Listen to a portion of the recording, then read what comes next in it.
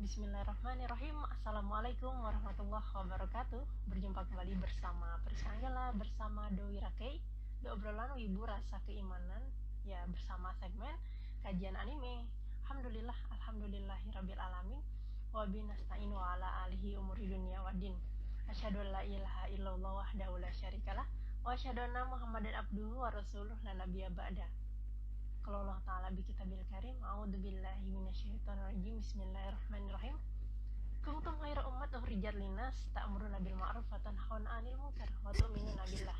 Alhamdulillah, puji dan syukur kehadirat Allah Subhanahu wa taala yang telah memberikan kita lagi-lagi kemudahan, ya, kesehatan, kemudian kelapangan, ya, dan hal-hal yang kita terkadang luput dari pengawasan, kemudian juga terkadang kita masih lalai dalam mensyukuri dan mensabarinya, ya. Alhamdulillahirabbil alamin, teman-teman sekalian, berjumpa kembali bersama The Obrolan Wibu Rasa Keimanan, ya, yang setiap hari Jumat insyaallah kita coba untuk rutinkan.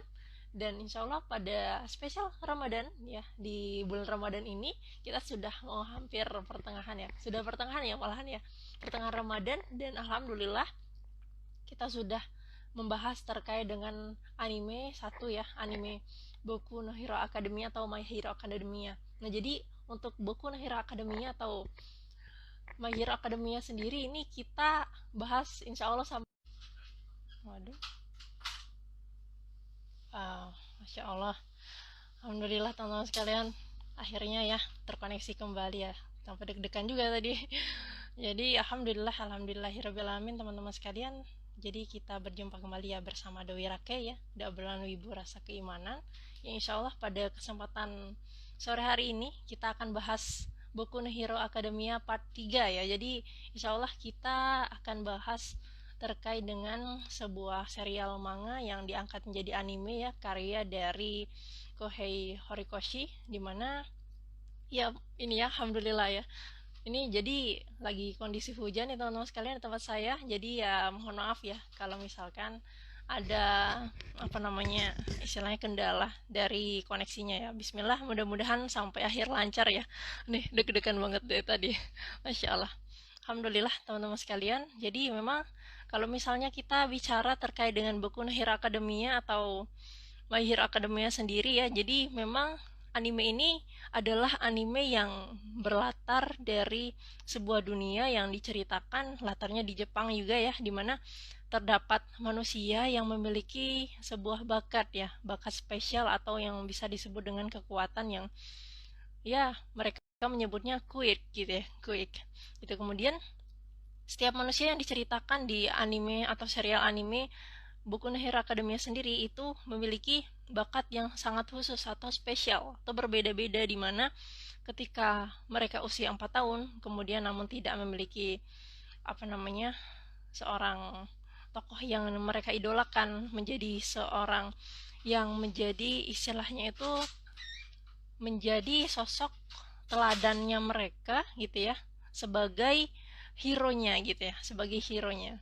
Dan kemudian nih, Masya Allah, ada Pak Adeng, ya, ada Katika, ya, selamat datang. Ada Kak Tatake. Tatake siapa? Ya, itu, ya, jazakumullah khairan kasiran sudah hadir, ya. Mudah-mudahan sehat senantiasa di sana.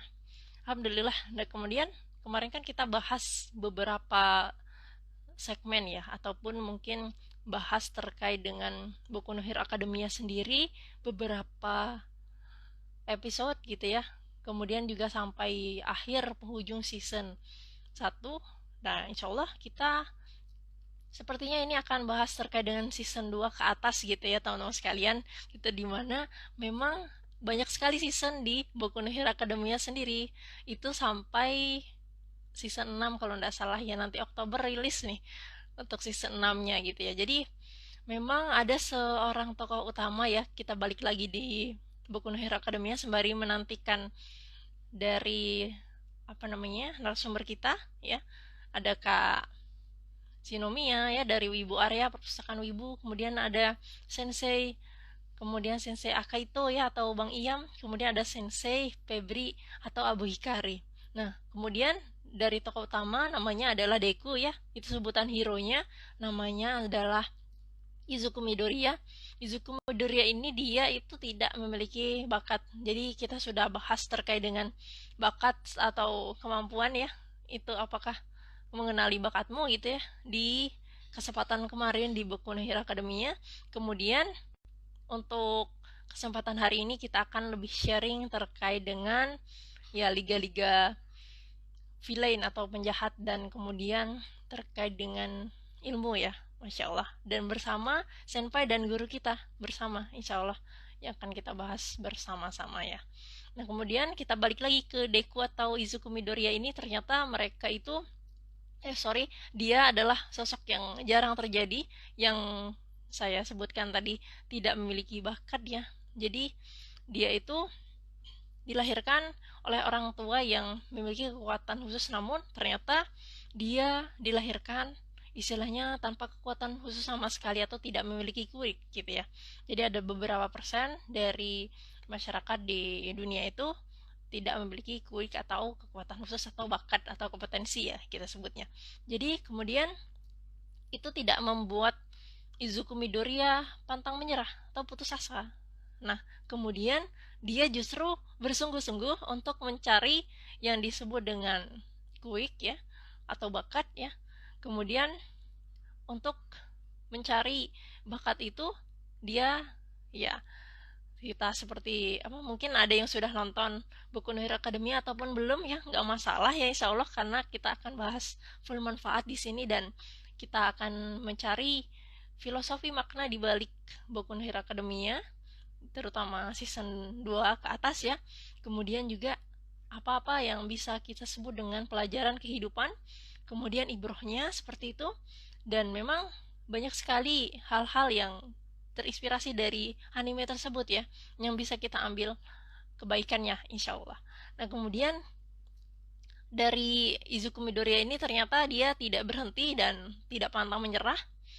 Dia mengejar mimpinya, kemudian mendapatkan kuik dari siapa? Dari teladannya ya, dari idolanya sendiri yaitu dari All Might.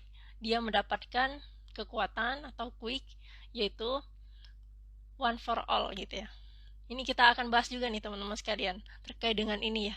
Kemudian sampai akhirnya tidak sengaja ya memang dipertemukan ya dengan gurunya itu gitu ya. Dan All Might ternyata berkenan untuk mengajari beliau, kemudian juga sekaligus jadi idolanya ya. Dan kita seperti kita ketahui, mungkin yang sudah nonton juga, itu All Might dia sampai menempa si Izuku Midoriya atau Deku ini di tepi pantai untuk membereskan barang-barang ya, rongsokan yang ada di pantai itu sampai bersih gitu ya. Itu salah satu tempaan dari All Might terhadap Izuku Midoriya atau si Deku. Nah ini salah satu dari penuntut ilmu ya, sifat penuntut ilmu untuk niatan yang sungguh-sungguh, kemudian memiliki jiwa yang pantang menyerah ya dalam menuntut ilmu. Kemudian juga kita akan bahas nih secara dalam ya terkait dengan adab-adab guru dan murid dalam menuntut ilmu. Jadi tidak hanya tidak hanya murid ya, tapi guru juga ini ada adab-adabnya. Penasaran kan teman-teman sekalian gimana bahasannya ya? Insya Allah kita akan bahas di Dobirakai part 3 ini di Boku no Hero Academia. Ya gitu ya, bersama para guru kita dan juga senpai kita ya insya Allah. Alhamdulillah teman-teman sekalian ya, jadi tidak terasa ini sudah di pertengahan bulan Ramadan ya.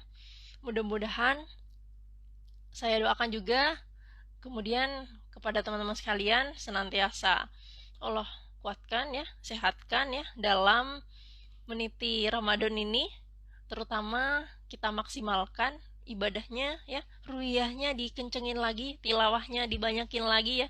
Yang tadinya mungkin merasa Ramadan ini sebuah akademi ya enggak masalah gitu ya. Sebuah akademi karena memang kenapa disebut dengan akademi, menjadi sebuah studi tersendiri untuk kita semua.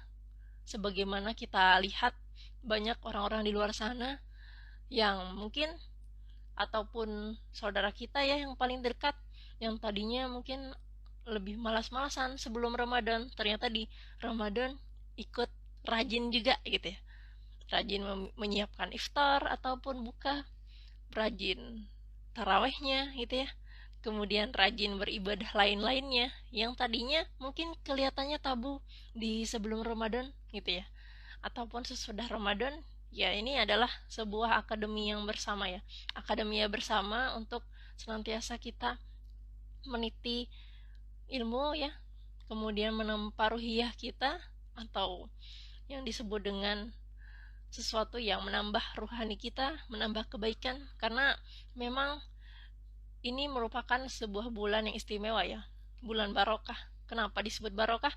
Barokah itu adalah bertambahlah kebaikan. Nah, jadi banyak sekali kebaikan-kebaikan yang ada di bulan Ramadan, teman-teman sekalian. Jadi luar biasa ya kalau misalkan kita men-skip gitu ya, men-skip setiap harinya, terutama memperbanyak tidur ya.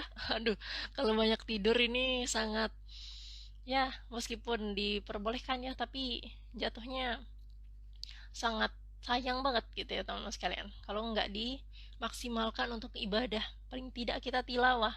Mungkin di sebelum Ramadan kita sama sekali tidak memegang Al-Quran, di Ramadan mungkin ini adalah jalan untuk mungkin kita untuk membuka Al-Quran kembali, membacanya lagi, mentadaburinya kembali, seperti itu ya. Jadi seperti itu, Masya Allah, tabarakallah. Kemudian teman-teman sekalian, kita akan men-sharingkan atau terkait dengan adab ya. Jadi sebagaimana mungkin spill sedikit ya terkait dengan adab. Adab sendiri merupakan sebuah penentu ya, penentu sebuah keberhasilan seorang penuntut ilmu. Tentu saja dalam proses belajar mengajar ya, kemudian dengan adab juga, maka insya Allah ilmu itu disampaikan oleh guru itu lebih mudah difahami oleh kita semua, dan juga menjadikan ilmu yang kita terima itu lebih barokah ya, lebih bermanfaat. Dan kemudian mengapa kita dianjurkan beradab ya, memiliki akhlak lah istilahnya. Kamu gak ada akhlak, kita gak ada adab gitu ya. Sering seperti itu ya, guyonan-guyonan, tapi itu tidak betul ya teman-teman sekalian. Jadi memang beradab di hadapan ilmu, kemudian ahli ilmu, kemudian penuntut ilmu, itu ketika manusia itu tidak memiliki adab ya terhadap mereka semua, maka manusia memang bisa dikatakan tidak beradab di dunia nyata. Ya memang ya, kebalikannya tidak beradab itu tidak beradab gitu ya. Jadi memang ada adab-adab dalam menuntut ilmu teman-teman sekalian. Mungkin nanti akan ditambahkan ya oleh senpai dan sensei kita, dan saya mungkin izin menambahkan sedikit gitu ya. Jadi ada, kalau saya sharing ya, sharing itu adab-adab penuntut ilmu, dan juga kita sebut dengan ta'limu ta'alim itu, atau ada bukunya juga teman-teman sekalian, bisa didapatkan ya kalau tidak salah dari Quantum atau apa ya penerbitnya, lupa gitu ya. Yang jelas banyak versi terkait dengan ada penuntut ilmu dan menuntut ilmu, itu ta'limu ta'alim ya bukunya, judulnya. Nah, jadi yang bisa kita amalkan untuk terkait dengan ada penuntut ilmu sendiri itu, yang jelas kita sama-sama tahu. Yang pertama, paling tidak kita ketika menonton IG Live ini juga ya teman-teman sekalian, kita mengoreksi atau menelisik ke dalam hati kita, apakah kita sudah mengikhlaskan seluruh niatan kita dalam menuntut ilmu, dalam kaji. Karena memang ikhlas itu adalah sebuah hal yang paling utama gitu ya dalam menuntut ilmu tentunya. Jadi saya mengutip dalam Quran surat Al-Bayyinah ya, ayat 5. Di sana dikatakan mereka tidak disuruh kecuali supaya beribadah kepada Allah dengan memurnikan segala ibadahnya hanya untuknya, ikhlas dalam menjalankan agama yang lurus, dan supaya mereka mendirikan sholat dan menunaikan zakat, dan yang demikian itulah agama yang lurus ya. Jadi itu kita salah satunya berharap ya, berharap. Sorry, saya izin membalas dulu nih.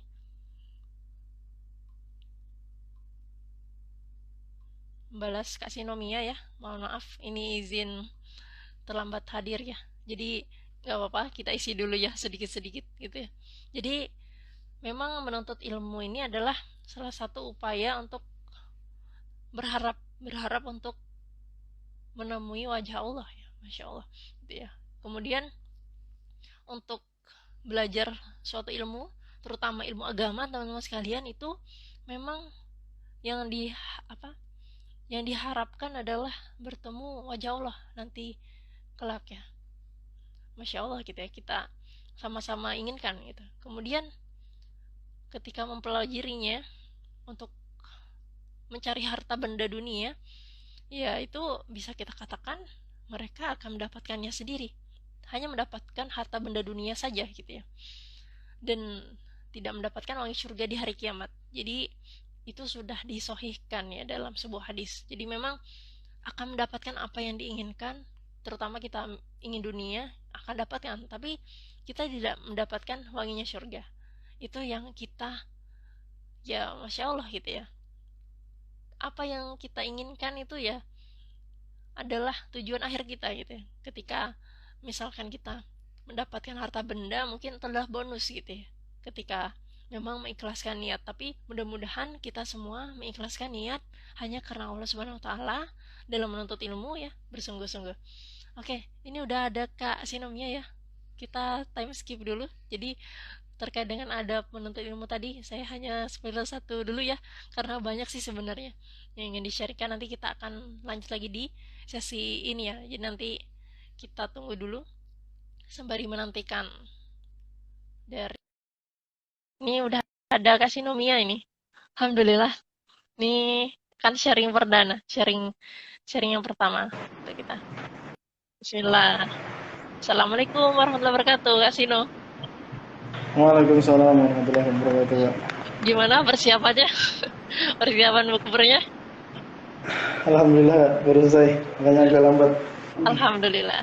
Ini gimana nih? Ganggu nggak apa aman nih untuk ngisi ini? Insya Allah enggak, Pak. Asal sesuai jadwal, insya Allah aman. Siap. Sialah. Alhamdulillah nih. Kak Cino kesibukannya apa sekarang? Alhamdulillah sekarang sibuk jualan sama sibuk ngurusin, bukan ngurusin, sibuk bantu-bantu Kak di yayasan. Alhamdulillah. Lagi full ya Kak ya ini ya pasti ya. Lagi Ramadan nih Alhamdulillah biasanya. juga, jadi nggak ada waktu luang untuk nonton anime selama puasa nih. Masya Allah. Masya Allah. Iyalah ini perbanyakin amal yang lain ya Kak ya. Alhamdulillah. Ya. Ini aja kemarin nyari-nyari materi tentang BNH, curi-curi waktu pas mau tidur Masya gitu Allah. baca manga. Siap. Insya Allah kita akan sharing ya Kak ya. Ini sembari menantikan sensei kita nih belum pada hadir ya. Mungkin memang Iya, kemarin sih dengan mintanya jam 4-an gitu ya. Jam 4-an apa namanya baru bisa bergabung gitu. Jadi enggak apa-apa lah kita sharing-sharing duluan dulu ya Kak Sino ya. Masya Allah. Ini jadi kita dari kemarin udah 2 pekan ya. Itu sharing terkait dengan buku Nihil Akademia gitu. Nah ini udah sampai part 3 gitu ya. Jadi udah mau ke season 2 malahan gitu ya. Masya Allah. Gitu ya. Jadi apa namanya BNH ini ya bisa kita katakan cukup banyak yang bisa kita sharingkan gitu ya, dan insya Allah nanti kalau tidak salah ya season 6 muncul di Oktober gitu ya kabarnya sih, iya, kabarnya gitu ya. Insya Allah kalau betul saking nanti banyak, Kak, nah itu saking banyaknya ya. WNH ini luar biasa ceritanya gitu ya. alamatnya. Oke, nah teman-teman sekalian ya, Alhamdulillah Kak Sino sudah bergabung bersama kita semua. Mungkin untuk yang pertama ya, sekaligus menyikat waktu. Ini kemarin kita sempat bahas terkait dengan apa itu bakat, kemudian juga bagaimana mengenalinya. Kemudian yang sebelum-sebelumnya juga kita sudah sharing terkait dengan mungkin spoiler untuk hari ini gitu ya juga ya, terkait dengan menuntut ilmu gitu ya. Bagaimana perjuangan Izuku Midoriya dan ataupun Deku ketika menempa ilmunya ya, menempa yang disebut dengan kuiknya gitu ya, di seorang guru yang hebat juga, All Might gitu ya. Nah, untuk kesempatan sharing hari ini lebih ke para hero ya Kak ya, lebih ke para hero, di Iya, mana hero siswa ini ketika dia itu memasuki sebuah akademi UA gitu ya. Kemudian dia ini ada sebuah babak penyisihan atau bisa disebut dengan olimpiade ya. Tapi sebelumnya itu ada mereka dilawan dulu oleh para penjahat atau kita sebut dengan villain nih Kak. Bulan. Kemudian ketika penjahat itu mencoba untuk mengusik para siswa atau para siswa hero ini, nah kemudian adalah bantuan gitu ya, bala bantuan dari para hero aslinya gitu ya, para hero aslinya atau hero pro-nya gitu ya, dari profesional hero-nya. Nah kemudian dari itu mungkin Kak sharing terkait dengan proses pembantuan dari seorang sosok guru ya, bisa disebut guru juga gitu ya. Kemudian terkait dengan kuik ataupun mungkin kita sebut dengan ilmu ya kalau di sini ya gitu ya. Mungkin bisa sharing-sharing nih Kak Sino terkait itu. Tentang guru kayak. Guru ini menarik kayak. Allah tuh kayaknya nyiptakan sesuatu tuh nggak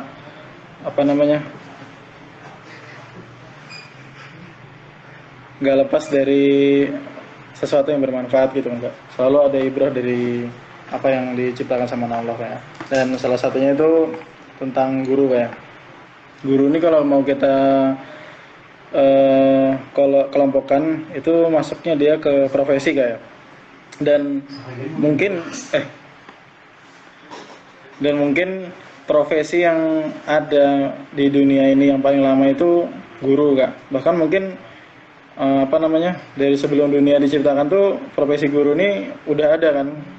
Contohnya kan dari kitab yang udah kita pelajari itu kan bagaimana Nabi Adam itu bisa tahu semua tentang apa yang ada di dunia itu kan diajarkan kan oleh guru yang maha tahu kan ya, yaitu Allah langsung. Jadi kalau kita tadi ngelihatnya profesi guru itu adalah profesi, di sini kita kalau udah lihat kisahnya Nabi Adam ini ternyata guru tuh kayak lebih ke sifat kayak lebih ke perilaku gitu Kak, kegiatan, aktivitas. Nah cuman makin kesini makin maju zaman itu guru itu jadi profesi Kak. Dan kenapa kita ya orang-orang dulu, orang-orang alim terdahulu tuh menghormati benar guru. Mungkin karena ini salah satunya kayak karena mereka sadar siapa yang mempraktekkan profesi guru ini pertama kali, yaitu Allah kan Kak. Jadi kalau orang yang tahu asal usulnya ini kayak mungkin dia nggak akan meremehkan guru, dan kalau dia ini dari sisi murid kayak atau dari sisi orang lain selain guru. Nah kalau dia di sisi guru dia nggak akan sembarangan jadi guru, pasti pengen jadi guru yang paling nggak benar loh Kak. Nah benernya kan menurut apa kan? Paling nggak kan menurut agama kan Kak. Atau kalau memang gurunya umum dia paling nggak mencari kebaikan gurunya kan, mengajarkan kebaikan. Nah, untuk bahasan kita kali ini kayak Boku no Hero. Di sini dari aku awal nonton animenya sampai kemarin bukan selesai sih, sampai chapter terbaru baca manga itu banyak banget peran karakter di sini yang ditokohkan jadi guru kan. Mau itu dari sisi baik, mau dari sisi pahlawan atau dari sisi penjahat. Mungkin kalau yang tersohor itu kisah karakter utama kita kan, Midoriya atau Deku yang berguru dengan All Might kan, yang jadi muridnya dia, jadi sekaligus penerusnya dia kan. Kalau dari sisi jahat, di sisi villain, nah itu kita lihat ada All-For-One di mana muridnya adalah Shigaraki Tomura atau Shimura Tenko kan. Nah ini spoiler. Enggak spoiler. Ini muncul sudah di season 2 kok. Nah jadi unik gitu Kak, cara mereka mengajar tuh beda-beda. Cuman di Boku no Hero ini kita disuguhkan dengan macam-macam tipe guru Kak. Mungkin kalau di anime lain yang pernah aku lihat banyak macam guru tuh di Naruto. Cuman tetap kurang dapat gitu kalau di Naruto Kak. Entah karena memang scan perangnya lebih mengasihkan jadi lupa dengan scan-scan terdahulunya. Nah kalau di BNH ini dia karakter guru ini kuat banget Kak. Contohnya Aizawa kan, dia sebagai guru kelas A, kelas unggulan di UE, itu dia nggak mau sembarangan juga ngelulusin apa namanya waktu babak penyisihan masuk IW kan, dia nggak mau sembarangan nerima murid kan, nggak semua diterima, dia ngetesnya benar-benar, bahkan sampai bela-belain ditipu kan kalau apa angka kelulusannya di bawah lewat dari ranking 20 itu nggak diterima di UE kan, saking dia mengutamakan kualitas murid-muridnya biar berjuang gitu enggak. Jadi menarik tema kita hari ini Kak, adab guru dan apa namanya murid nggak ya. Di satu sisi itu guru tuh di zaman ini Kak, di zaman ini guru-guru tuh lebih banyak yang apa ya, kurang memahami apa tujuannya guru itu sendiri Kak. Jadi agak sih, agak kasihan ngelihatnya. Sedangkan kalau di BNH ini, mau dia dari sisi baik, mau dia dari sisi buruk, itu gurunya benar-benar mendalami betul. Dia benar-benar ngajarin semua hal yang diperlukan sama muridnya untuk melanjutkan tekadnya, mungkin mau itu tekad baik atau tekad buruk. Kalau dari sisi pahlawan kan, All-Might mengajarkan Deku untuk jadi simbol perdamaian selanjutnya kan. Tapi kalau dari sisi All-For-One, dia mau mengajarkan Shigaraki Tomura menjadi raja iblis selanjutnya selain apa setelah dia. Makanya kan di sini kita mungkin bakal nanti bebas sih mau bahas dari sisi yang mana Kak, tapi dua-duanya itu menarik Kak.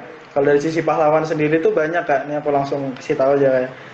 Misalnya dari sisi pahlawan itu karakter yang menceritakan tentang guru dan murid, walaupun sekilas kayak tapi berasa gitu. Pertama kan tadi Midoriya dengan All Might. Yang kedua itu kalau kakak ingat season 1 atau season 2 ya, season 2 ding kalau nggak salah, pertama kali Stein muncul waktu mereka pertama kali magang ya, magang atau kerja lapangan ya, praktek kerja lapangan. Itu kan Uraraka dia milih ke gunhead martial yang mukanya senjata itu kan secara nggak langsung itu dia berlatih di situ kan. Nah berlatih ini kan juga bisa kita panggil guru kan, tempat berlatih ini. Terus kayak Froppy itu larinya ke, aduh lupa nama pahlawannya yang di kapal itu Kak, siapa Kak, yang dia kayak anjing laut itu, kalau Kak terus kayak ingat mungkin. Lupa juga. Iya itu Lupa lama juga ya. ya, yang ada telinga ikannya itu. Nah itu guru pertamanya mereka kan, selain di sekolah. Kalau All Might kan dengan Midoriya itu dari sebelum masuk sekolah udah jadi guru kan dia kan. Iya. Terus ada Kirishima ini waktu dia magang di agensinya Fatogam dengan Amajiki itu kan, si Big Three. Nah itu dia bisa dianggap guru juga Fatgam ini. Nah banyak sih sebenarnya tuh karakter guru dan murid di BNH ini, karena memang akademi kan, wajar sih banyak dimunculkan karakter-karakter kayak gitu. Dan setiap guru dan murid di sini sifatnya, cara mengajarnya, cara mereka mempelajari ilmunya itu beda-beda Kak. Gurunya Bakugo ngajarin jadi apa? Oh iya, di Bakugo kan dia dapat guru si Besto Jinis.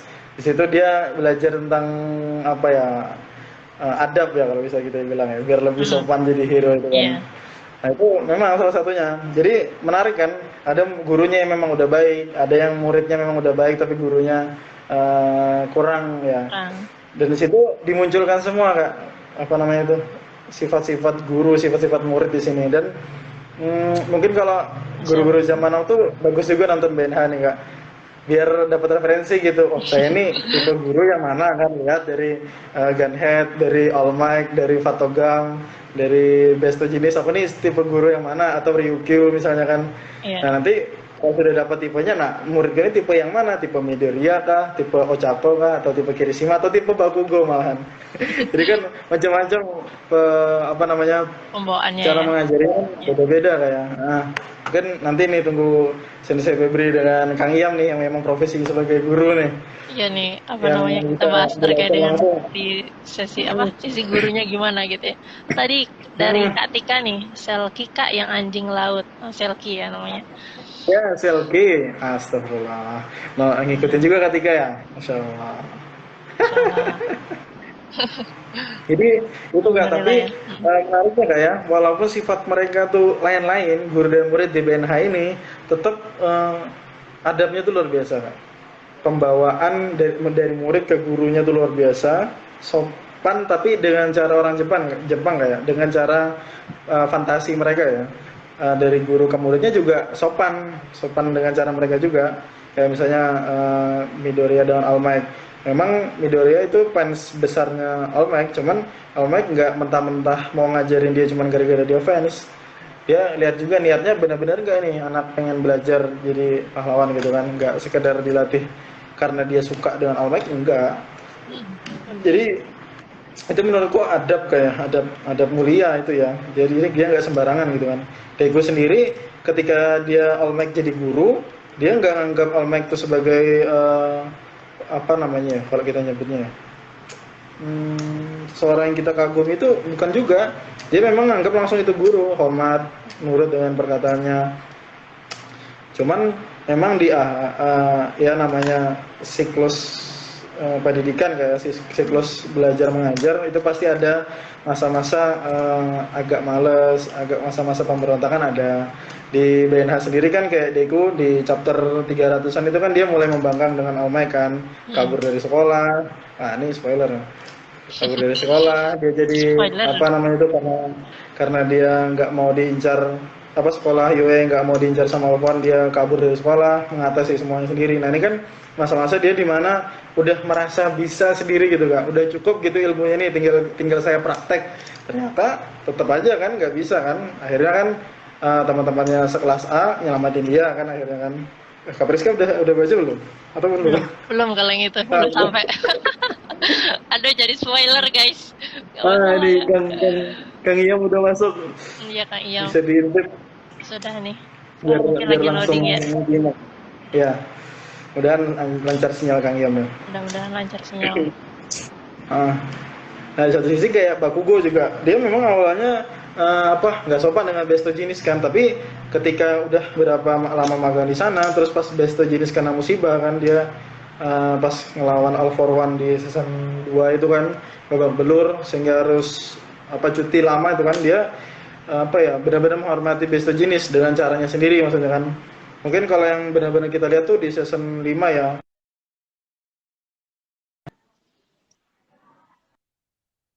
Iya, Itu dia sampai ngerasain nama pahlawan yang udah dia bikin. Aku mau ngasih tahu seseorang yang pertama kali, jangan nggak mau dia ngasih tahu yang lain selain Besto Jinis kan. Nah, itu menurutku termasuk sopan santunnya dia kepada gurunya, walaupun awalnya dia barbar gitu ya. Dan ini salah satu yang mesti harus diperhatikan sama guru sebenarnya. Jadi walaupun muridnya kayak Bakugo, itu pasti kalau memang pelajarannya itu benar, yang diajarkan itu benar, membawa kebaikan, itu pasti akan meresap. Tapi memang butuh proses kan, kayak butuh lama. Ya nggak Kang Yam? Insya Allah kita sampai bulan Masya Allah, iya. Assalamualaikum Kang Yam. Waalaikumsalam warahmatullahi wabarakatuh. Alhamdulillah lancar nih Kang Yam. Alhamdulillah. Afan. Gak apa-apa Kang. Lagi ada sanlat, jadi mengambil sela-sela dari waktu Masya sanlat. Allah. Sama Kang, kita tadi baru persiapan ke puasa. Iya nih, kesibukan masing-masing di tempat masing-masing ya. Semoga Allah mudahkan dan lancarkan aktivitasnya. Amin. Amin ya rabbal alamin. Nah, jadi itu Kang Yam, kita tadi bahas tentang guru dan murid nih Kang di Boku no Hero. Jadi ternyata ada banyak banget Kang karakter yang dimunculkan di BNH ini menceritakan tentang guru dan murid Kang, walaupun sekilas ataupun yang memang terang-terangan. Nah, menurut Kang Yam gimana coba pandangan Kang Yam tentang karakter guru dan murid yang ada di BNH ini ya, khususnya karena kita memang mengangkat tema Boku no Hero Academia ya. Betul. Boleh Kang Yam? Mantap. Ya, siap. Bismillah. Ya, assalamualaikum warahmatullahi wabarakatuh. Ya, alhamdulillah teman-teman semua masih bisa berkesempatan hadir pada sore hari ini ya. Afwan sebelumnya terlambat karena memang juga ada kegiatan di sini. Mohon doanya juga. Siap. Ada sanat dari anak-anak ya, dari sekolah juga. Jadi memang di sela-sela waktunya semoga bisa sempat untuk berbagi dan juga sharing kepada teman-teman semua seputar adab mulia guru dan murid ya dari anime Boku no Hero. Nah, untuk ini juga alhamdulillah saya juga nonton dulu ya. Season 1 sama 2-nya aja sih. Yang season 3 dan seterusnya saya stop karena memang sekarang di dunia relate udah mulai ke arah-arah mengajar ya. Jadi memang waktu untuk menonton juga semakin berkurang gitu. Tapi dari pelajaran di anime juga bagus sih, Boku no Hero, terutama dari sikapnya All Might ya kepada si Deku yang pertama membuat dia percaya memberikan kekuatannya, ilmunya kepada Deku ini, karena memang kalau dilihat itu Deku itu adabnya terlihat ya kepada guru lah, atau mungkin kepada orang lain gitu. Jadi nggak hanya kepada guru, kepada orang lain juga dia peduli gitu kepada sesamanya.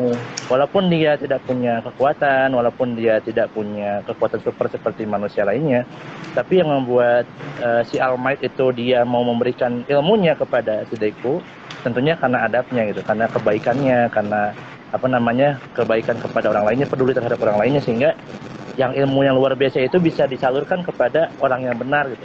Karena kan nggak selamanya orang pintar itu kan baik ya, karena banyak juga orang yang baik itu banyak sebenarnya, tapi orang yang jujur dan orang yang memang dia peduli terhadap orang lain itu sedikit banget gitu. Kebanyakan orang pintar itu dia tuh peduli, egois terhadap orang lain lah gitu. Nah seperti itu. Itu yang pertama saya lihat dari season 1 ya.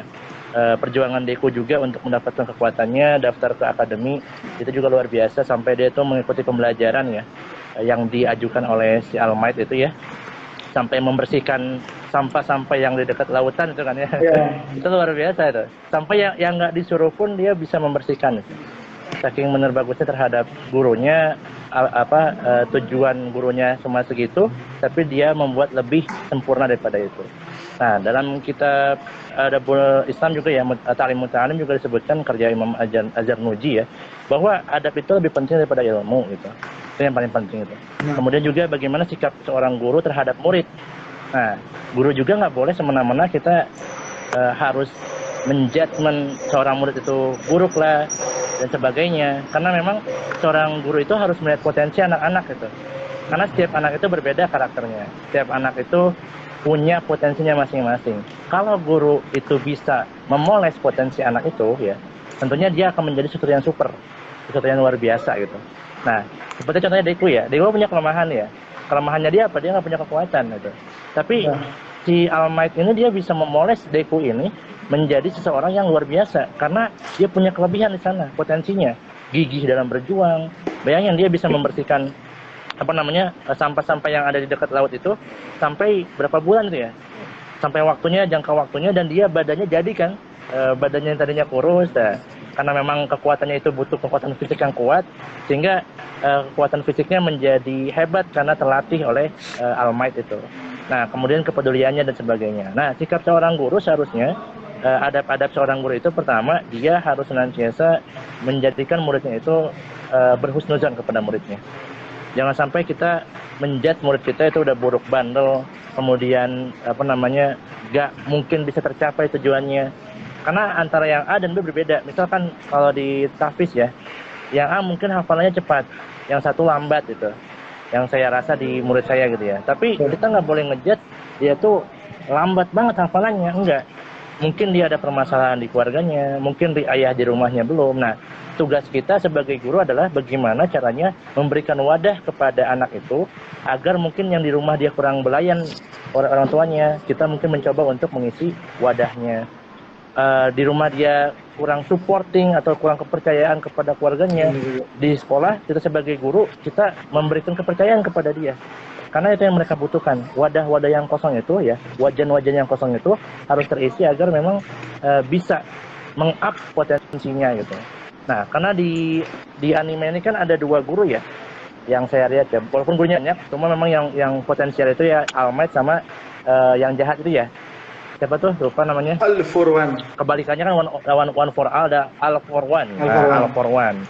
All for One ini menurunkan juga ilmunya kepada keturunannya kan, bukan keturunannya penerusnya itu. Kalau All Might kepada Deku ya, kalau si All for One ini kepada Shigaraki ya. Nah, Shigaraki ini. Dan potensinya jahat kan, walaupun memang dari sisi positifnya Shigaraki ini dia, yang saya lihat ya, dia tuh solid banget sama temennya. Ketika temannya dibunuh ya, dia tuh merasa kehilangan belahan jiwanya gitu. Nah itu ya, sehingga ketika teman-temannya dibunuh dia marah, karena dia menganggap bahwa teman-temannya itu bukan anak buah, tapi ya sebagai partner gitu, partner dalam perjuangan dia gitu, sebagai kejahatan lah gitu ya, si lain ya. Tapi memang di sini peran guru masing-masing memang luar biasa. Dari Al-Maid juga, dari Al-Qur'an juga, bagaimana menurunkan ilmunya kepada penerusnya gitu. Sama kita juga sebagai muslim nih ya. Kita juga harus bisa menurunkan ilmu-ilmu kita kepada penerus-penerus selanjutnya.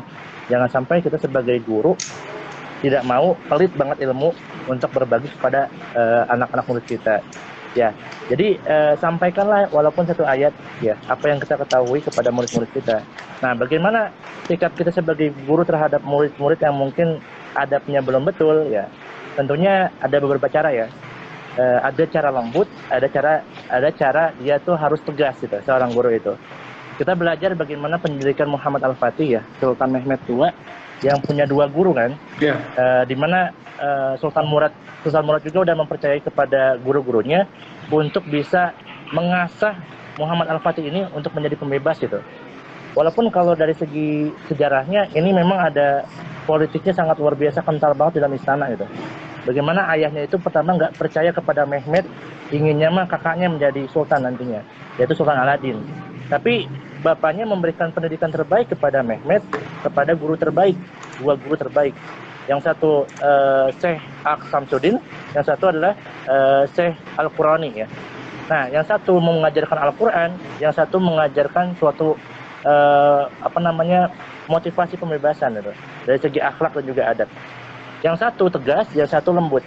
Nah, ini luar biasa banget. Syekh Qurani ini dia pernah mengalami awal-awal Mehmed itu kan awalnya anaknya songong gitu ya, pas masih kecil umur 8 tahun. Bahkan di usia yang mudanya dia pernah menjadi sultan, dan itu menjadi hal yang sangat luar biasa ketika itu. Hampir terjadi perpecahan di Utsmani, tapi kemudian turun kembali. Kemudian Syekh Qurani ini pertama kali mendidiknya, awalnya Sultan Mehmed itu dia nggak mau saling gitu ya. Ketika orang-orang lain pada saling, Sultan Mehmed nggak mau gitu. Sampai suatu ketika dipukul lah Sultan Mehmed itu dengan bambu ya, kayak kayu itu, sampai belah kayunya. Dan ini membuat Sultan Mehmed takut gitu. Takut akan tegasnya seorang guru.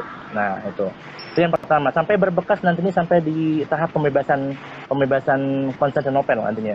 Nah, kemudian satu lagi saya Samsudin ini dia mengajarkan bagaimana prinsip dan konsistensi dalam perjuangan itu. Pokoknya setiap dia dalam halqahnya Samsudin, dia selalu diingatkan bahwa hadis Nabi ini akan terjadi gitu ya. La tuftahanal Konstantinia fala ni'mal amiruha wala ni'mal jais dari jais. Bahwa Konstantinopel ini akan takluk, dan sebaik-baiknya adalah sebaik-baiknya pasukan ya. Kemudian sebaik-baiknya pemimpin yang akan bisa membebaskan itu. Maka disitulah diasah kepercayaan dirinya Muhammad Al-Fatih oleh Syekh Samsudin. Nah, kemudian diasah sampai akhirnya yakin, sampai banyak keputusan yang sangat luar biasa di luar nalar, dan akhirnya ketika mau terjadi pembebasan Konstantinopel, Muhammad Al-Fatih teringat pukulan gurunya yang satu lagi, Syekh Al-Qurani ya.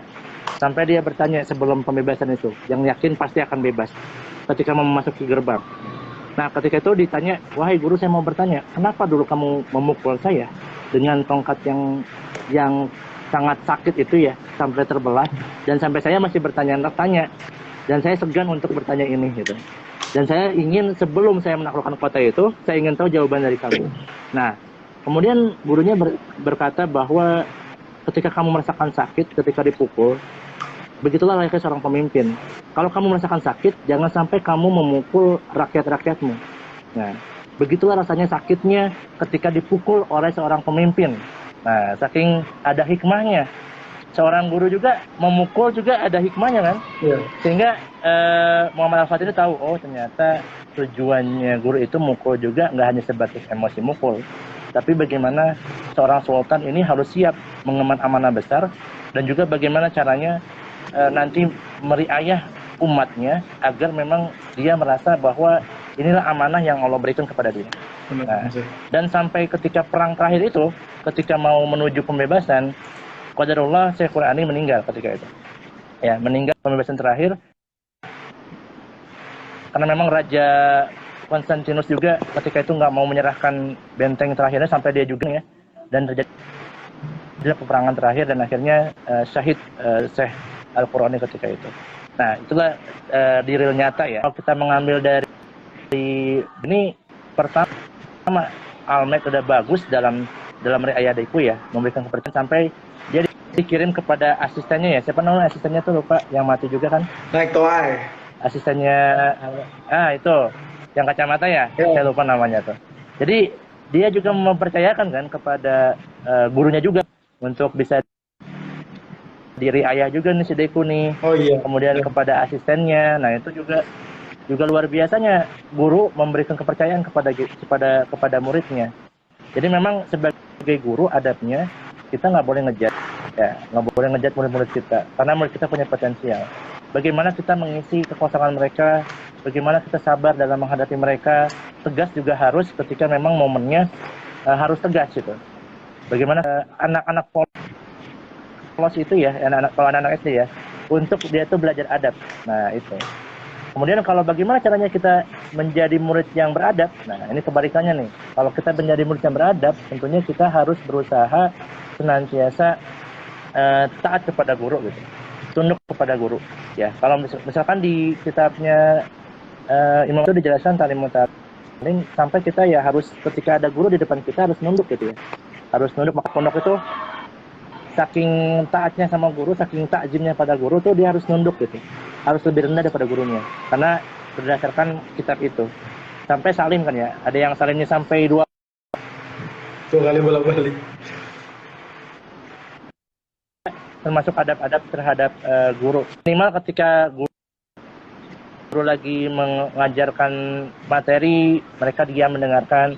Ketika guru ada lewat, mereka harus salim. Nah, begitulah kalau adab-adab seorang muslim. Nah, di buku No Hero ini juga sama, ada ibro yang kita ambil. Bagaimana seorang murid ya, si Deku ini juga selalu taat sama All Might, apa perintahkan dia selalu ikutin petunjuknya. Dan Deku ini nggak pernah mengeluh gitu. Dia selalu berusaha untuk memuaskan gurunya lah, ya, membuktikan kepada gurunya bahwa dia bisa. Ketika kepercayaan itu diberikan oleh All Might kepada Deku itu berusaha terus untuk bisa mencapainya gitu. Nah itu untuk pelajaran yang diambil ya dari guru di buku Nah. Juga suka sama ya guru Aizawa sebagai luar biasa ya. Untuk bisa mendapatkan kepercayaan beliau ya dibuat tes dulu kan sama Aizawa, sampai Deku hampir-hampir nggak diterima itu ya, mau dikeluarkan ya. Tapi karena tekadnya Deku, akhirnya Aizawa bisa menerima Deku juga. Nah itu sih kalau yang saya suka mah di buku Nairo mah karakter Aizawa, gimana dia tuh bisa menjaga anak-anak kelas itu ya.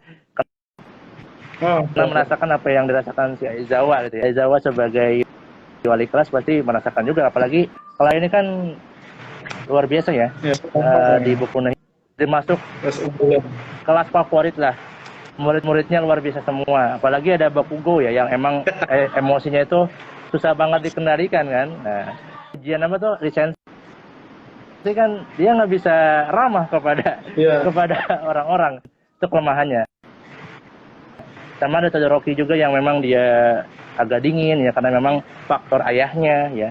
Bagaimana peran ayah juga penting kan buat apa namanya?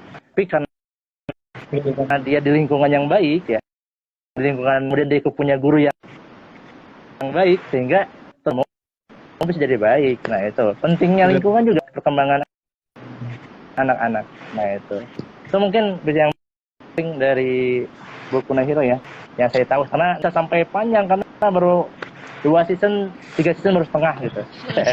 Sisanya saya cuma ngerekap dari YouTube.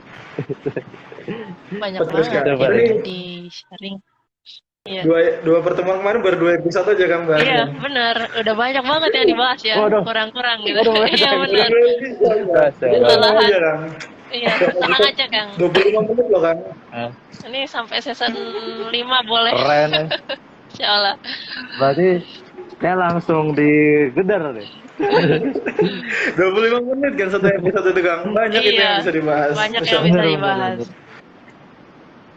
Season 2 tuh menurutku season paling memang luar biasa sih. Karena masih ada apa namanya? Apa itu festival sekolah itu ya? Festival, iya betul, festival liga ya. Sekolah itu ya, yang soto Todoroki yang pertama kali pakai kanan kirinya itu kan, wah itu keren banget sih itu. Berdebar-debar itu teman-teman. Terus ada Stein juga kan yang baru pertama kali Stein muncul di belum. situ kan. Iya. Nah, ini juga Stein menanamkan sebuah nilai-nilai, nanti insya Allah dibahas di session besok. Jadi, apa namanya, Boleh, tentang cuma pendidikannya. Gitu, Masya Allah. yang saya tahu aja sih. Menurut Kalian ngerekap gitu ya. Iya, banyak apa-apa banget. sih. Menurut Kang Iyam nih, Iya. dari segi guru yang sudah Kang Iyam lihat nih, Iya. Kang Iyam tuh tipenya siapa? Tipenya Aizawa kah? Tipenya Omai kah? Waduh, Menurut kamu kalau spekulasi sekalian ya, sendiri aja lah. sekarang mau analisis. Iya. Kalau misalkan tipe sih sebenarnya kalau ke Aizawa agak dingin ya. Iya. Emang nggak terlalu kayak gitu lah. Barbar Kadang-kadang, tapi kadang-kadang kalau emang lagi tegas-tegas harus ada gitu ya. Biar ada simak lah atau ada kekuatan guru itu nggak dianggap remeh juga sama murid-murid. Tapi kalau untuk mempercayakan, saya lebih suka sama caranya Almay.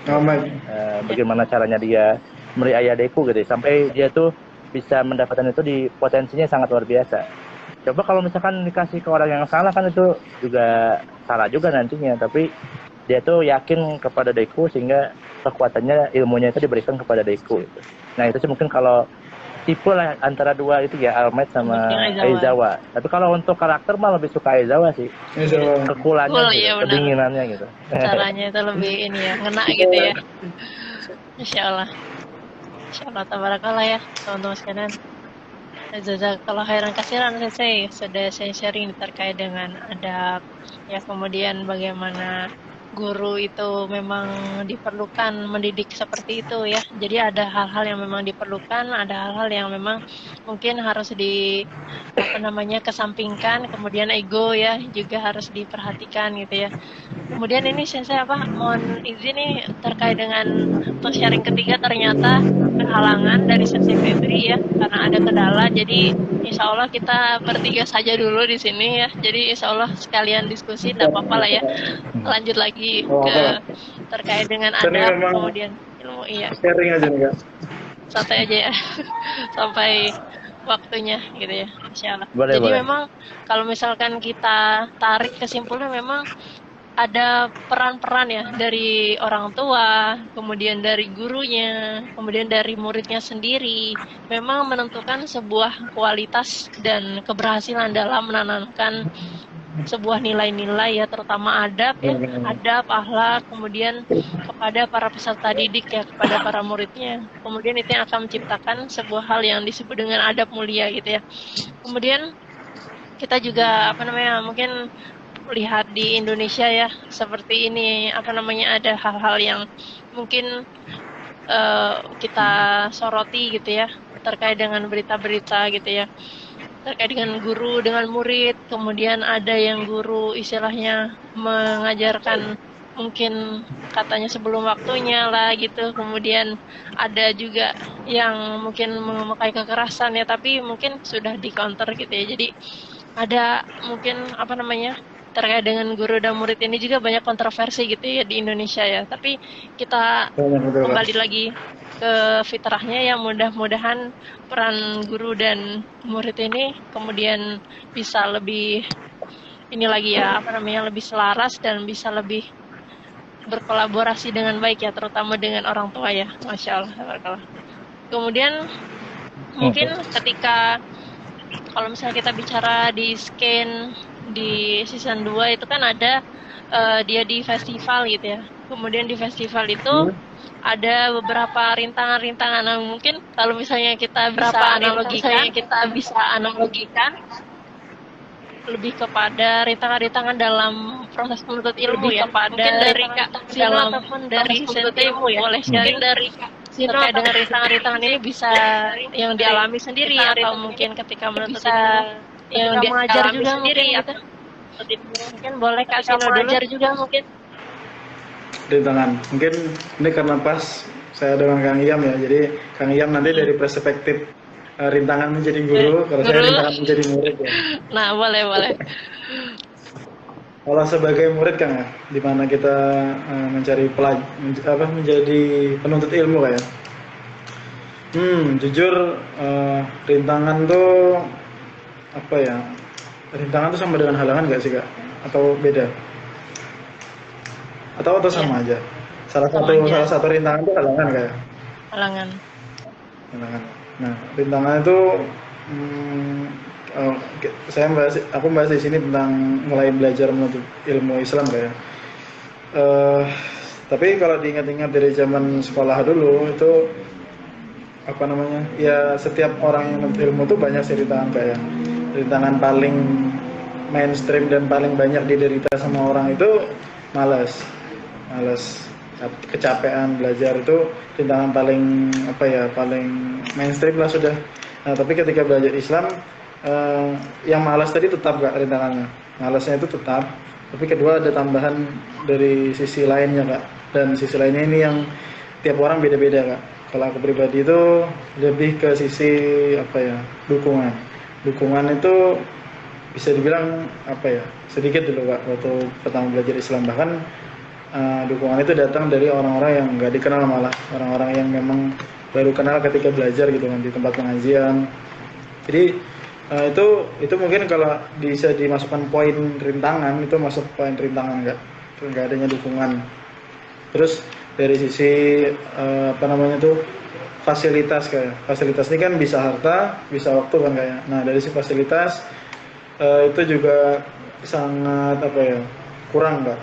Pertama dari harta, saya memang waktu belajar Islam pertama kali itu baru lulus SMA kan kayak, baru lulus SMA itu ya masih apa, gagu gitu kan, mau belajar ikut kelas pengajian ada kan kayak kelas-kelas eksekutif gitu kan, wah itu mahalnya luar biasa kan. Tapi ketika bisa ikut, ketika bisa ada dananya, waktunya lagi banyak tanggung jawab di luar yang udah terlanjur terambil kan kak. Nah itu bisa dimasukkan poin rintangan juga kan, fasilitas kan kayak fasilitas. Dan yang terakhir itu rintangan terberatnya ketika udah berhasil melalui yang tadi itu, niat kak. Jadi kayaknya tadi di awal tuh berat-berat semua kan kak, dan niat ini ternyata yang paling berat kak. Kita udah bisa nih belajar, kita punya fasilitas, kita punya dana, kita punya waktu, udah ketemu guru yang pas juga. Nah tapi di situ ada ternyata rintangan yang paling berat kak, yaitu niat tadi. Karena apa ya, niat itu kan beda-beda tipis kan kayak, antara memang pengen nuntut ilmu sama ria tuh beda-beda tipis. Nah jadi karena niat ini yang mempengaruhi nanti pasca belajarnya kak. Mungkin kayaknya lebih paham kan, kayak misalnya siswa penghafal Quran, dia beda niatnya yang memang pengen menghafal Quran karena pengen dapat ridhonya Allah, sama yang pengen dilihat sama orang, misalnya orang tuanya, biar orang tuanya bangga, itu beda. Biasanya efeknya dia bakal hafal Qurannya ya sampai orang tuanya bangga aja. Ketika orang tuanya sudah selesai muji, ya hilang. Mungkin gitu kan ya. Bisa jadi kayak gitu. Kalau di lingkunganku sendiri tuh banyak yang belajar demi orang lain kayak gitu kak. Dan itu ternyata berefek gitu kak. Itu kata Kang Iyam tadi, pentingnya lingkungan kan. Lingkungan. Berefek ke aku yang padahal lingkungan yang itu tuh udah lewat kak, udah nggak, aku nggak hinggap di situ lagi ibaratnya, cuman masih ke bawah feel-nya tuh kak. Jadi awal-awal belajar Islam tuh jujur ya, karena pengen titik paling rendahnya tuh paling bisa dibelokkan itu untuk ya biar orang tahu kalau aku ini sudah belajar Islam gitu kan. Itu tingkat riak paling rendah ya yang pernah aku rasain, itu yang susah banget di apa ya, dicuekin gitu kak, dihilangin kayak gitunya tuh. Tapi di situ guru saya bilang, guru pertama saya belajar dulu kan, mungkin apa namanya, kita udah kenal semua nama beliau. Jadi aku dulu belajar nggak langsung ketemu guru offline gitu, nggak, lihat kajian-kajian juga. Jadi beliau pernah bilang belajar itu sama kayak sedekah. Kita kan meluangkan waktu dan harta untuk belajar kan kayak. Jadi anggap aja belajar ini sedekah yang mendapatkan keuntungan selain pahala gitu kan. Apa keuntungannya? Ya ilmu. Jadi apa namanya? Tapi kalau niatnya untuk apa namanya, sekedar sedekah, yaitu sedekah waktu, kita belajar nih capek datang ke sekolahan atau ke pesantren, tapi ketika niatnya salah, ya kita cuma dapat pahala sedekahnya aja kak, kita nggak dapat bonusnya tadi, yaitu ilmu. Sayang kan kak, kata beliau waktu itu. Nah di situ saya tuh mikir, iya ya, saya sampai saat ini tuh waktu itu kan masih sering cekcok dengan orang tua, kenapa mulai belajar agama sekarang, ya mulai banyak habis waktu untuk belajar agama gitu kan. Tapi pas belajar niatnya lain, kayak sia-sia aja ya perjuangan untuk datang ke tempat belajar ini. Nah di situ sih baru dapat kayak teguran dari Allah. Ternyata banyak rintangan itu Kak. Jadi mungkin rintangan yang dua tadi di awal tuh fasilitas, waktu, terus apa namanya tuh malas, yang itu baru bagian kecil Kak. Ternyata ada akar rintangan terbesar itu niat Kak. Karena itu yang mempengaruhi dari mulai before afternya kita menuntut ilmu. Pengaruh banget sih itu Kak. Dari sisi saya sebagai pelajar kayak. Iya. Jazakallah khairan kasiran Kak Sinomia ya, sudah berbagi terkait dengan rintangan-rintangan apa saja mungkin yang sudah pernah dialami ya, terutama dari segi jadi seorang murid gitu ya, ketika kita masih menempa ilmu gitu ya. Jadi memang ya dari akar dari semuanya adalah ya bisa dikatakan memang niat ya, niat yang tulus, yang ikhlas, yang memang mengharapkan ridha Allah Subhanahu wa taala untuk mendapatkan barokahnya ilmu ya. Kemudian barulah yang lain-lain ya. Dari mulai istilahnya banyak rintangan ketika kita diteguhkan hatinya, apakah memilih untuk dilihat orang atau tidak, kemudian itu kan banyak lagi ya hal-hal lainnya gitu. Terutama memang ketika kita menuntut ilmu kan memang ada juga hal-hal yang harus dilakukan gitu ya, seperti mengikatnya dengan tulisan, kemudian memang menghafalkan, kemudian mengamalkannya kembali sehingga memang ilmu itu lebih melekat kembali. Dan memang banyak sekali ya kalau misalnya kita bicara terkait dengan rintangan, kemudian adab-adabnya terkait dengan menuntut ilmu. Jazakallahu khairan kasiran Kak Sino ya. Kita lanjut lagi ke Bang Iyam ya, Bang Aka itu nih. Dari perspektif guru nih Kang. Dari perspektif guru gimana ya, dari segi guru? Dari perspektif guru gimana ya, dari segi guru?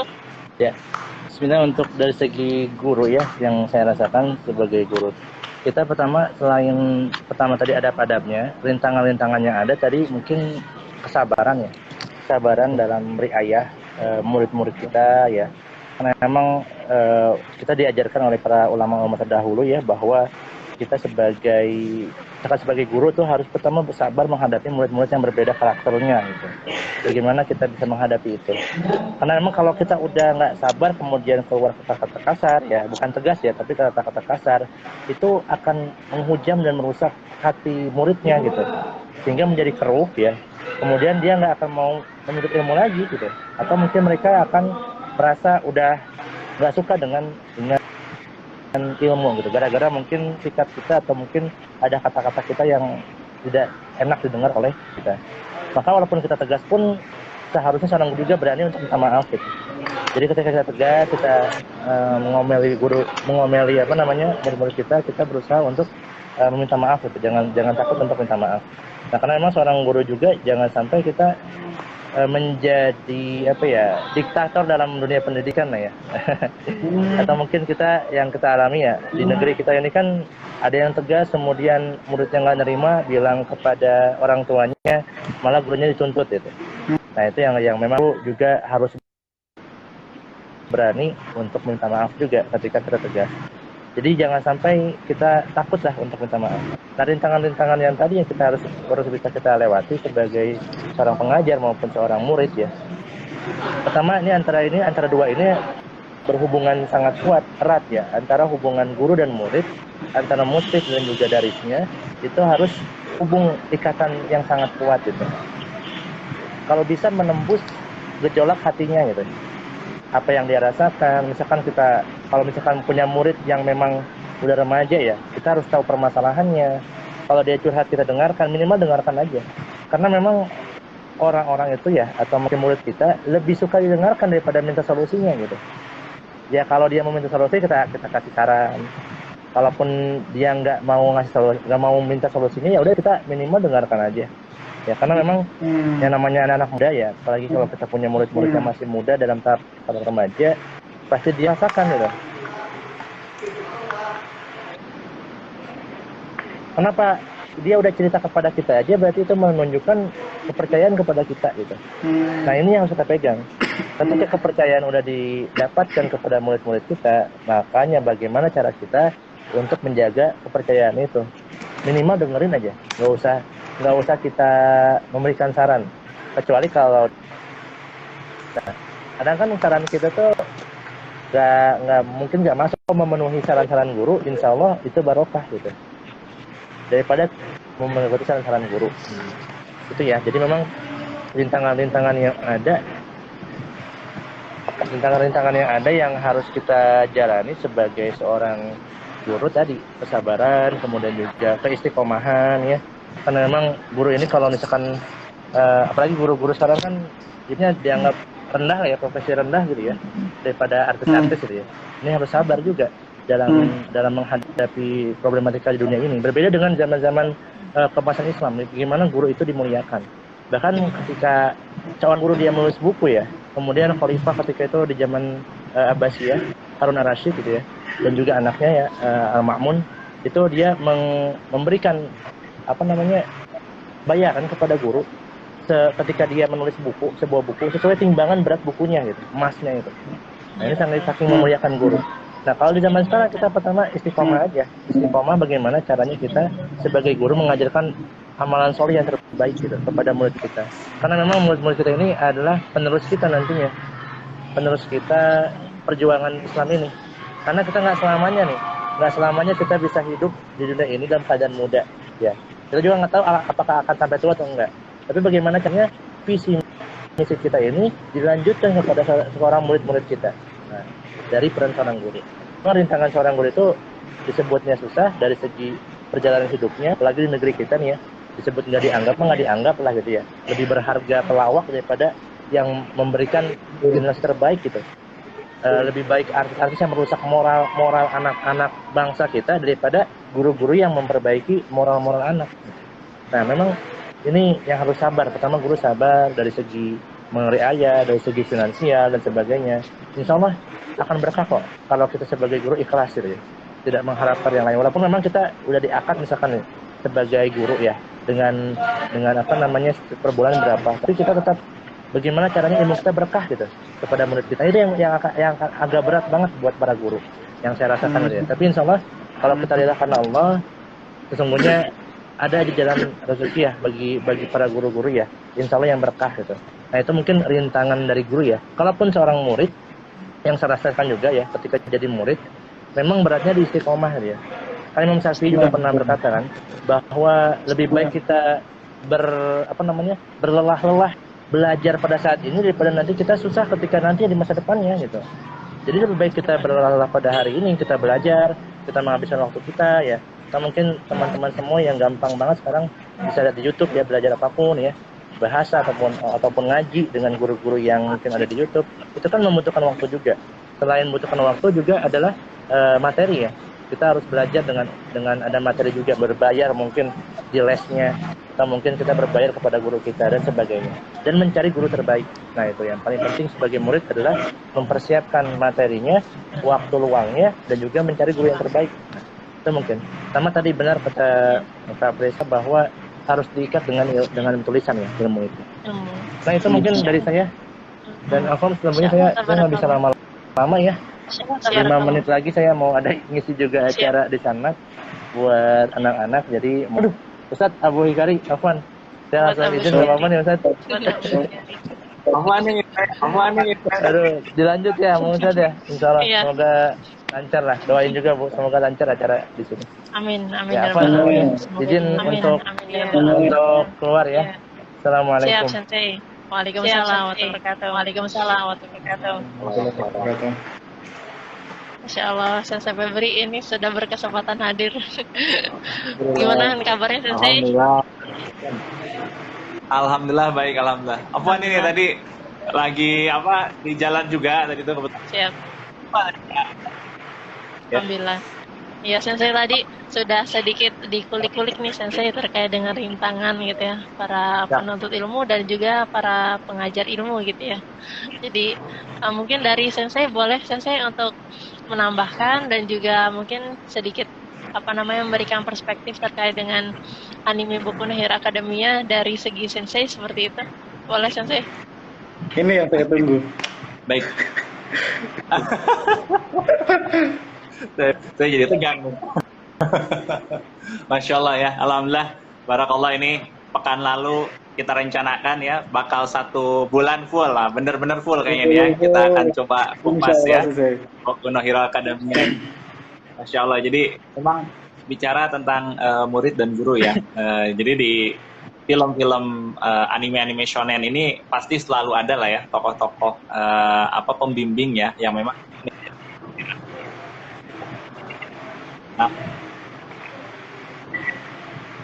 dari tokoh utama memang apa namanya itu Sepertinya gangguan sinyal. Iya, sepertinya koneksi ya. Orang lancar. suaranya pecah. Iya, tadi Dua ini. putus-putus. Suaranya jelas nggak? Nah, ini ini jelas. udah jelas. Putus-putus ya? Agak jelas ya? Oke, baik. Ya. Saya agak dekat coba. Mungkin ini kayaknya sinyal juga. Jadi kalau misalnya kita lihat di tadi ya Boku no Hero Academia gitu kan, dari tokoh utamanya atau si Deku ini ya, guru-gurunya, kita memang secara teknik ya, kalau saya pribadi ya ketika menjadi seorang guru ini ada istilah kita bicara pedagogik ya. Pedagogik itu cara mengajar ya, pendekatan mengajar. Nah, di sini kita lihat ya, memang ada beberapa tipe ya, mulai dari kayak All Mighty ya, yang dia sifatnya memang seperti motivator ya. Yeah. Dia memberikan ya, mental, cenderung hati ya, kepada tiap muridnya. Jadi, bagaimana agar tidak menyakiti ya, atau menasihatinya yang tepat. Dan memang Al-Fatihah itu dihadapkan kepada murid-murid yang berbeda-beda ya. Jangan bayangkan ya kalau kita sebagai guru ketemu kayak murid-murid Bang Mugo ya. Bang Mugo itu kan digital ya. Mungkin kalau kita keluar itu ya, kamu keluar. Ya, ini ada di mulut ya. Nah, tapi ternyata memang ada potensi yang jadi itulah bagaimana kita sebagai guru itu memang untuk bisa memahami yang karakter kita, gitu kan? Ya, belum lagi Aizawa Sensei. Nah ini saya juga dia sangat kreatif ya.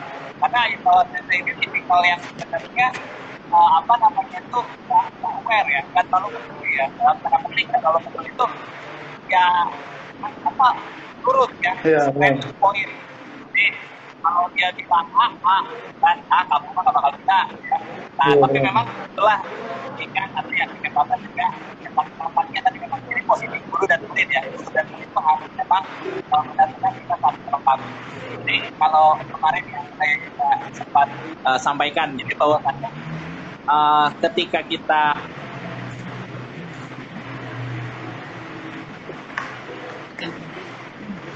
kan Hilang suaranya, Pak. Suaranya hilang. Hilang suaranya Sensei.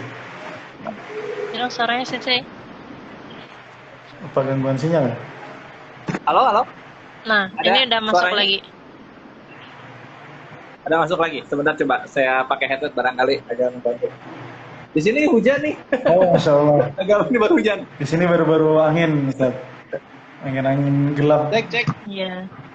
Di sini baru mendung-mendung. Mendung ya. Oke. Nah, coba jelas nggak? Nah, jelas. Kalau pakai ini. Jelas. Nah, jelas ya. Oke, baik.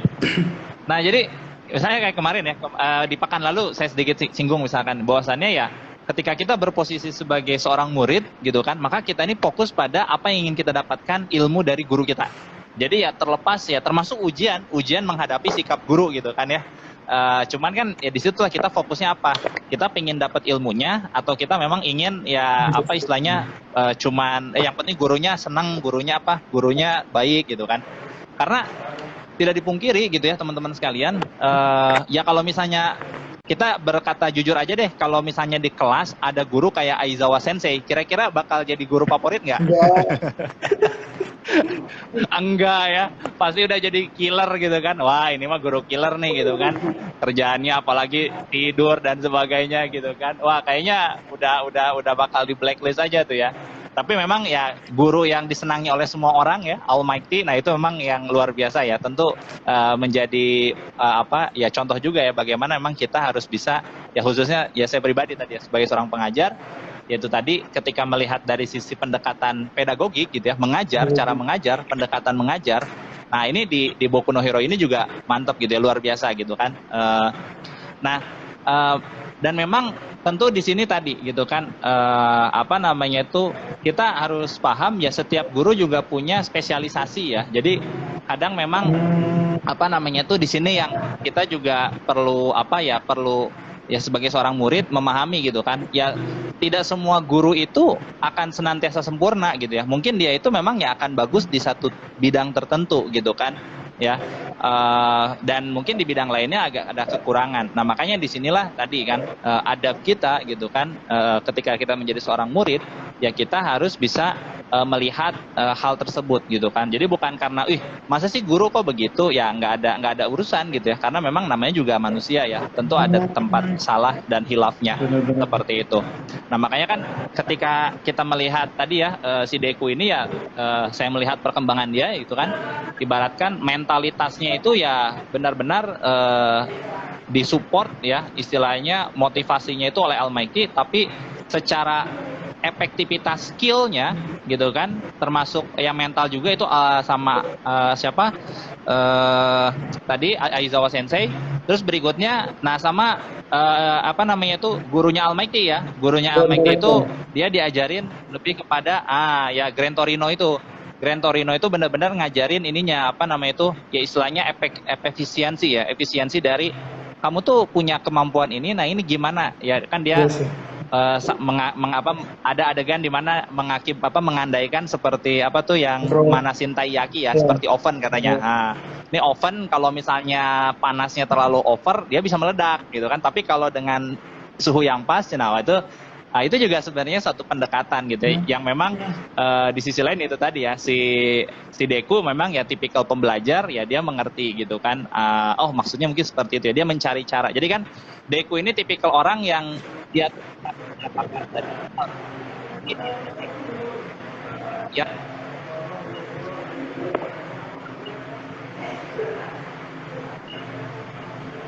Sepertinya terputus kembali ya Sensei.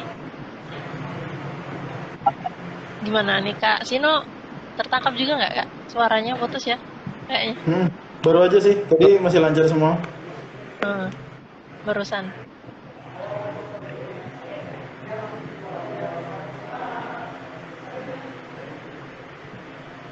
Kalau masih Banafian sih kalau hujan alhamdulillah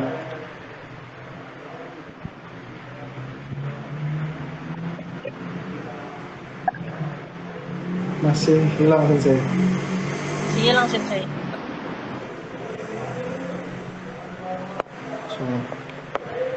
Ya Sarullah ya. Coba kita undang kembali. Nggak bisa lagi. Oh iya Kak, ini aku kemungkinan jam 5 aku izin live kayak karena ada acara juga. Berarti kita selesaikan dulu nih. Cek. Halo? Halo, iya. Ada lagi? Ada aman. Ada lagi? Aman. Oke, ya sedikit lagi aja. Tadi ya, jadi apa namanya itu dan nah tidak dapat dipungkiri ya pengalaman paling berharga yang didapat oleh Deku itu ketika dia magang di sidekicknya Almighty ya di Night Eye. Nah itu juga kan bagaimana dia dihadapkan pada realita kenyataan tentang dunia pahlawan itu seperti apa gitu kan. Di Night Eye itu diberikan real gitu kan. Jadi apa yang diajarkan Aizawa, semangat yang diajarkan oleh Almighty, ternyata ya Deku tuh menghadapi kenyataan real di Night Eye, ternyata begini ya dunia pahlawan. Makanya kan ya next nanti ya di season berikutnya makin dark aja kan ceritanya. Wah kok yang awalnya semangat nih jadi agak gelap gimana gitu ya. Dari cahaya menuju kegelapan. Nah, dan ini malah dari cahaya menuju kegelapan ya gitu. Makanya kita sebagai pelajar ya, ini buat teman-teman ya, barangkali yang nonton ya, yang masih siswa ya, ya emang dunia kita harus kita penuhi dengan cita-cita yang tinggi gitu kan. Tapi tidak dipungkiri ya rintangan itu akan kita hadapi. Nah, memang kita jangan sampai ya menyerah ya dengan kondisi yang ada. Karena saya melihat itu di Boku no Hero itu ya mentalitas para kelas pahlawan itu benar-benar luar biasa ya. Mereka itu ya akhirnya kan sampai kita sedikit misalnya bahas nggak hanya Dekunya ya. Siapa tuh? Si Mineta ya. Si Mineta itu kan yang benar-benar dia tuh nggak mau ya, jadi dia pengen jadi pahlawan tapi nggak mau susah gitu kan. Ya. Tapi ternyata apa? Ya karena dia tetap di kelas pahlawan, dia berkembang juga ya di episode-episode selanjutnya. Akhirnya dia pun kan mendapatkan bagian-bagian yang cukup vital, dalam artian ya disadarkan bahwasannya ya saya harus berubah gitu kan. Kalau begini terus saya akan tertinggal gitu kan. Nah itu mental, itu menurut saya itu mental banget ya. Jadi kalau misalnya kita nggak punya mental baja sebagai seorang pembelajar, ya nanti apa yang kita cita-citakan mungkin akan sangat sulit untuk bisa dicapai ya, seperti itu. Wallahu a'lam bishawab, mungkin sementara itu dulu saja. Iya, Masya Allah, tabarakallah. Kalau heran kasiran Sensei sudah memberikan perspektifnya ya nih. Karena berhubung waktu kita sangat tipis ya, mungkin langsung saja closing statement ya kali ya, karena udah mau jam 5 ya gitu ya. Oke. Nanti sekalian kita resume. Mungkin dari Sensei dulu kali ya. Baik, saya Dair ya. Alhamdulillah, jazakumullah yang kasiran buat Kak Priska nih, Bang Sino, dan juga tadi Bang Akaito ya, Afwan Jidan tadi agak terlambat tadi masuknya, tidak sesuai dengan jadwal tadi. Ya, sebenarnya ini banyak banget ya ingin saya sharing juga ya, karena emang ini berkaitan dengan adab ya guru dan murid, termasuk tentang pembelajaran ya. Apalagi ini juga anime yang cukup saya juga tertarik ya, itu terkait dengan jalan ceritanya Boku no Hero Academia ya, bagaimana para pahlawan kecil ini berkembang ya. Ini juga saya melihat sebagaimana para santri saya di sini gitu kan, bahwasannya mereka kelak ini akan menjadi para ulama-ulama ya, para pengganti lah gitu kan ya. Tentu kita lihat lah ustadz-ustadz kita yang di kampung ya, atau mungkin teman-teman juga melihat barangkali di musola, di masjid itu kadang-kadang sudah sepuh-sepuh ya, anak mudanya kemana gitu kan ya. Dan akhirnya kan ada kekhawatiran ini kedepannya seperti apa gitu kan ya. Nah makanya memang di sini mendidik para generasi penerus ini menjadi salah satu peranan penting vital, apalagi nanti kita akan menghadapi bonus demografi ya 2030 yang dikatakan itu merupakan ya kesempatan bagi Indonesia ya. Kalau misalnya kita bisa maksimalkan itu akan luar biasa. Nah tapi kalau melihat fenomena sekarang ya memang adab ini harus menjadi perhatian utama ya, selain memang ilmu yang harus diberikan kepada para anak-anak. Mungkin kemarin ramai ya Kelitih ya di Jogja, terus juga ada sama di Purwakarta juga sama ya, perasaan remaja tuh Ramadan malah ada muncul ya. Kemarin ada berita juga di Bekasi, Bogor, hampir rata ternyata. Wallahu alam ya, entah itu apakah kejadian yang tiba-tiba kebetulan saja atau memang ada apa di baliknya. Tapi pasti kita miris lah kalau generasi mudanya seperti itu, maka bagaimana ke depannya negeri kita seperti itu. Nah makanya emang ya ini penekanan ya buat khususnya kita, buat para asatid, buat para guru, buat para pendidik, pengajar ya, semua juga ya, kita semua adalah guru juga ya, atau kita juga sebagai seorang pembelajar, yuk kita belajar lagi ya, khususnya meningkatkan terkait dengan adab-adab ya terhadap guru, terhadap ilmu ya, agar memang di masa depan atau ke depannya kita bisa menjadi manusia yang terbaik ya. Nah itu saja mungkin dari saya closing statementnya. Jazakumullah khairan ya. Assalamualaikum warahmatullahi wabarakatuh. Waalaikumsalam warahmatullahi wabarakatuh. Jazakumullah khairan katsiran Sensei sudah memberikan closing statementnya ya, ini luar biasa teman-teman sekalian. Oke, kita lanjut lagi kepada Kak Sino. Kak Sino boleh Kak sebelum berlanjut ke aktivitasnya.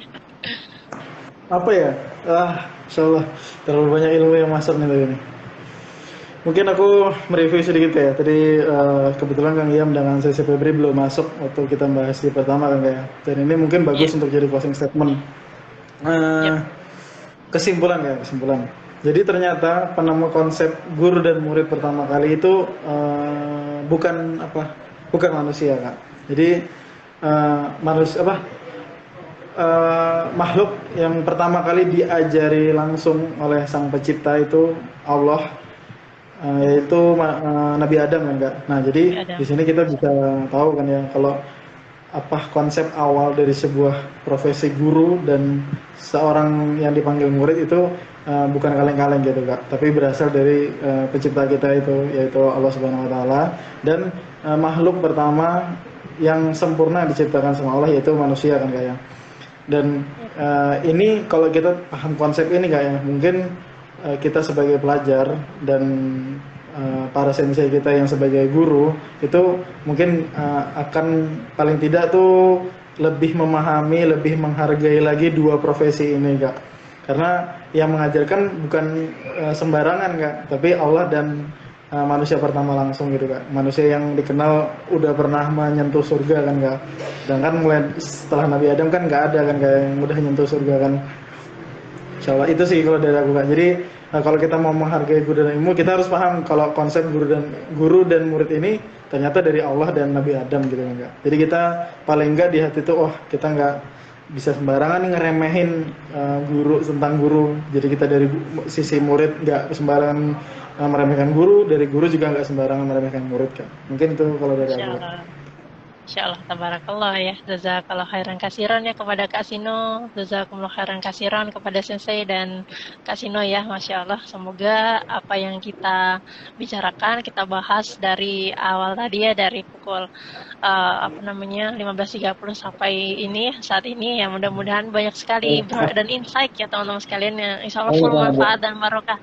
Jadi bukan hanya wibu saja ya, tapi teman-teman sekalian yang misalnya mantengin ini memang cukup menarik dan memang banyak sekali hal-hal yang bisa kita ambil kebaikannya ya, terutama kita sebagai seorang penuntut ilmu dimanapun kita berada ya, seperti itu. Jadi memang guru ini adalah sebagai orang yang mulia ya, pendidik yang pribadi yang memang akhlaknya mulia, kemudian mendidik seseorang yang menjadi akhlak mulia juga, yang insya Allah nanti akhirnya mencetak generasi-generasi yang mulia juga. Itu yang kita harapkan bersama ya insya Allah.